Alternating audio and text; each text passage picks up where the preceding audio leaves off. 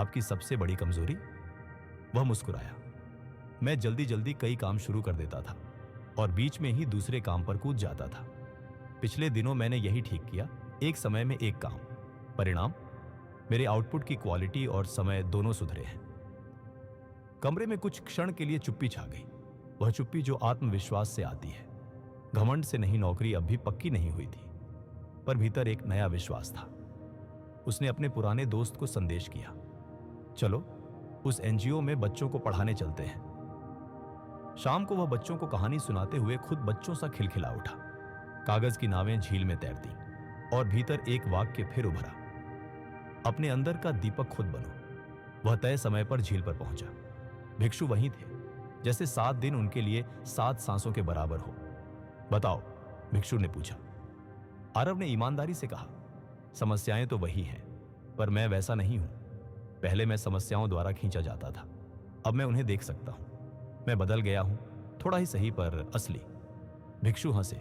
यही तो है दीपक। अंधेरा ये नहीं देखता कि बाहर क्या बदला, उसे बस यह दिखता है कि भीतर रोशनी जली या नहीं। जब भीतर रोशनी जलती है तब बाहर की चीजें अपनी जगह पर आना शुरू कर देती हैं, धीरे धीरे पर निश्चित। आरव ने झील में झांका। पानी शांत था। उसे अपना चेहरा पहली बार साफ दिखा। उसे लगा वर्षों से वह दूसरों की परिभाषाओं में खुद को खोज रहा था। किसी की प्रशंसा से खुश, किसी की आलोचना से टूट जाता। अब उसने तय किया, वह अपनी परिभाषा खुद लिखेगा, अपने भीतर के दीपक से। सप्ताह बीता। दूसरी कंपनी से इंटरव्यू कॉल आया। इस बार आरव ने न केवल तैयारी की, बल्कि तैयारी के बीच भी विराम रखना सीखा। हर घंटे 5 मिनट की सांसों की स्मृति, बस बैठना, देखना, लौटना। इंटरव्यू में उसने नाभि के नीचे हल्की सांसों का आरोह अवरोह महसूस किया। मन शांत रहा। अंतिम राउंड में जब पैनल ने पूछा, मान लें कि आपकी टीम से 2 लोग अचानक इस्तीफा दे दें, आप क्या करेंगे? आरव ने कहा, पहले टीम की धड़कन सुनूंगा, कौन कितना दबाव में है। किसी को दोष नहीं दूंगा, कार्यों को छोटे हिस्सों में बांटूंगा, एक समय में एक चीज। और हर शाम 5 मिनट सब मिलकर आज क्या अच्छा किया लिखेंगे, ताकि मन थकान नहीं, अर्थ देखे। समस्याएं आएंगी, पर हम आसमान हैं, बादल गुजरेंगे। कक्ष में बैठे लोग चौंके। यह उत्तर किसी प्रशिक्षण मॉड्यूल से नहीं, किसी अनुभव से निकला था। इंटरव्यू खत्म हुआ। बाहर निकलते हुए आरव ने महसूस किया, नतीजा चाहे जो हो, वह पहले जैसा नहीं रहा। यही जीत थी। कुछ दिनों बाद जॉब का ऑफर आया। खुशी हुई, पर इस बार खुशी चिल्लाने वाली नहीं, मुस्कुराने वाली थी, समतामयी। उसने भिक्षु को ढूंढा, पर वह झील किनारे नहीं थे।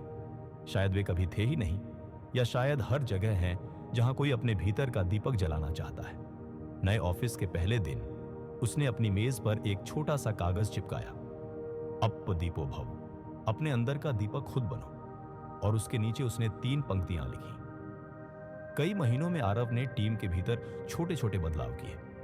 मीटिंग से पहले 1 मिनट की मौन श्वास, हर सप्ताह एक कृतज्ञता दीवार जहां लोग एक दूसरे का धन्यवाद लिखते। डेडलाइन के बीच भी उसने यह अभ्यास नहीं छोड़ा कि जब भोजन करें तो सिर्फ भोजन करें, जब सुने तो सिर्फ सुने। विचलन कम हुआ, उत्पादकता बढ़ी, और सबसे बड़ा परिवर्तन, तनाव के बीच भी लोगों के चेहरे नरम रहने लगे। पर जीवन कोई स्थिर तस्वीर नहीं। एक दिन अचानक कंपनी को एक बड़ा झटका लगा। मुख्य क्लाइंट ने अनुबंध रोक दिया। टीम में घबराहट छा गई। किसी ने कहा, यह खत्म है। किसी ने कहा, अब क्या होगा? आरव ने गहरी सांस ली, टीम को कॉन्फ्रेंस रूम में बुलाया और बोर्ड पर बड़े अक्षरों में लिखा, जो पैदा हुआ है वह बदलेगा, जो बदलेगा वह नया रास्ता खोलेगा।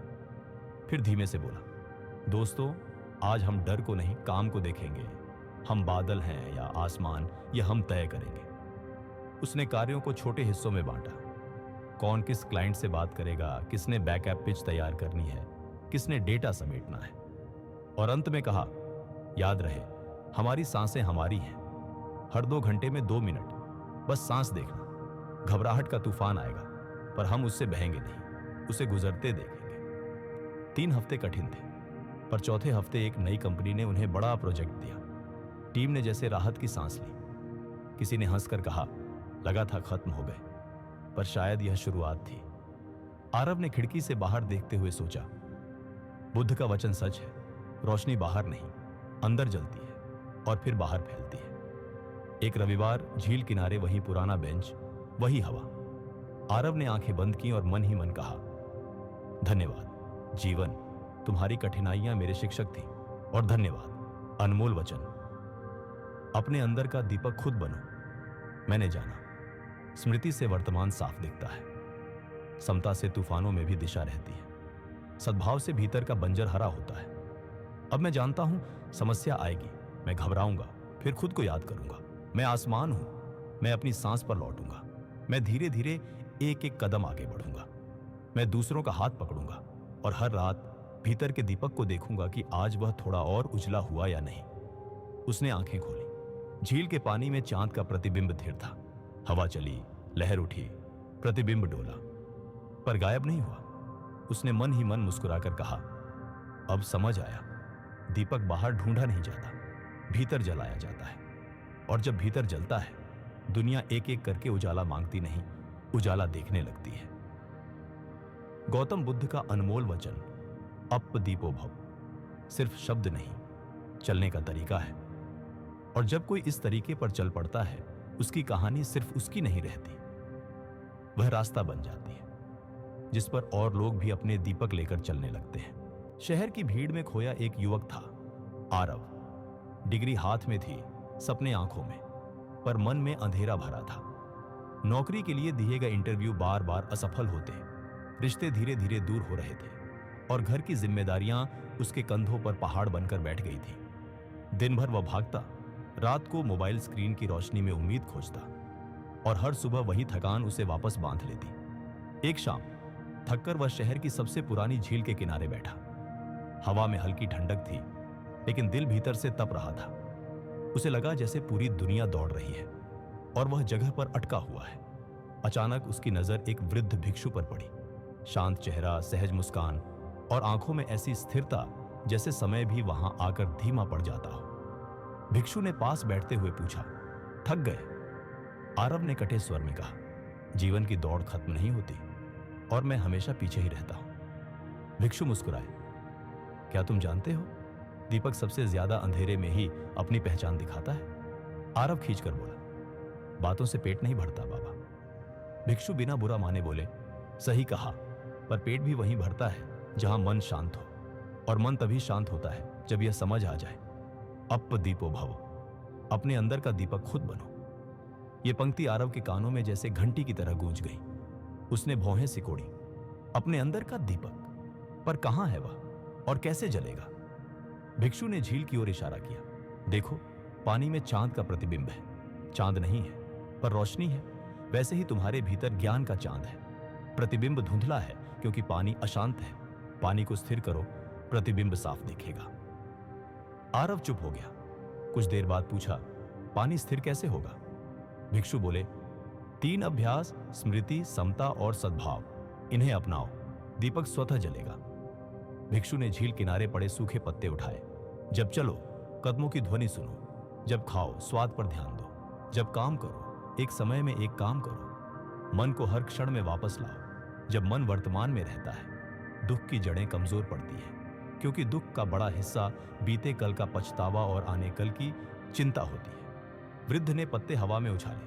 हवा चलेगी, पत्ते डोलेंगे, सफलताएं और असफलताएं आएंगी जाएंगी, पर तुम अपनी जड़ मजबूत रखो। समता का अर्थ है भावनाएं महसूस करो, पर उनसे बहो मत। जैसे आसमान बादलों को गुजरते देखता है पर खुद नहीं बदलता।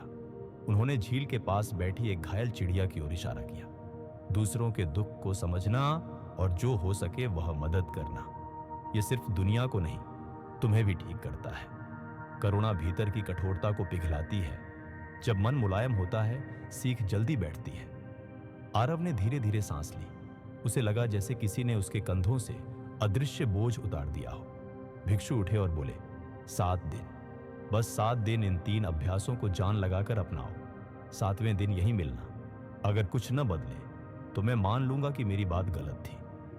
आरव ने अनमने मन से सिर हिलाया, पर जाने क्यों भीतर कहीं एक धुंधला सा दीपक टिमटिमाने लगा। आरव सुबह थोड़ा जल्दी उठा। मोबाइल की जगह उसने खिड़की के बाहर देखा। धूप की एक पतली किरण दीवार पर रेंग रही थी। उसने दिमाग को आदेश दिया, एक समय में एक काम। नाश्ता करते हुए उसने सिर्फ खाने का स्वाद महसूस किया। गर्म पराठे की नरमाहट, दही की ठंडक। ऑफिस जाते समय उसने कदमों की आहट, गाड़ियों की धुन, हवा की ठंडक महसूस की। हर बार जब मन चिंता में भगोड़े की तरह भागता, वह उसे वर्तमान में खींच लाता। यहीं, अभी। रात को लगा जैसे कई महीनों बाद सिर हल्का है। ऑफिस में बॉस ने पुराने प्रोजेक्ट की गलती पर डांटा। पहले की तरह भीतर आग नहीं लगी।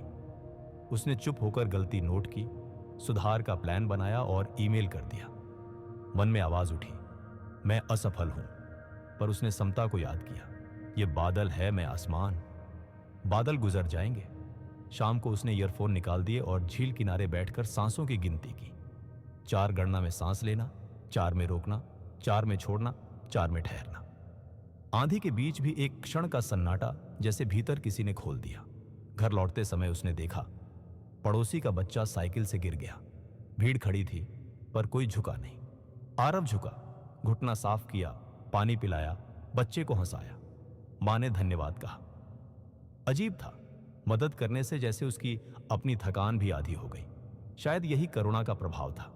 दूसरे को उठाते उठाते हम भी थोड़ा उठ जाते हैं। सुबह उसने छोटे छोटे लक्ष्य बनाए। आज सिर्फ इतनी ही चीजें पूरी करनी है। एक कौशल सीखना, एक ईमेल सलीके से लिखना, एक व्यक्ति की मदद करना और रात को 5 मिनट कृतज्ञता लिखना।